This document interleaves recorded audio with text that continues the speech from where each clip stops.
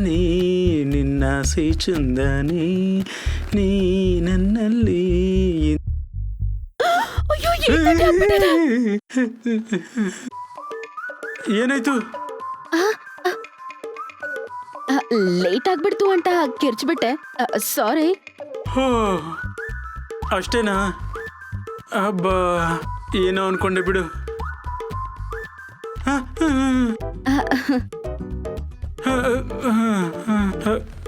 ಸಾರಿ.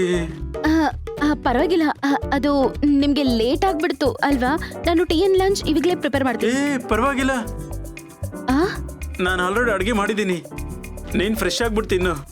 ಒಂದ್ ವೇಳೆ ಇಷ್ಟ ಆಗಿಲ್ಲ ಅಂದ್ರೆ ಹೊರಗಡೆ ಆರ್ಡರ್ ಮಾಡ್ಕೋ. ನಾನು ಸ್ವಲ್ಪ ಬಟ್ಟೆ ತಗೊಳ್ತೀನಿ. Sorry for the inconvenience.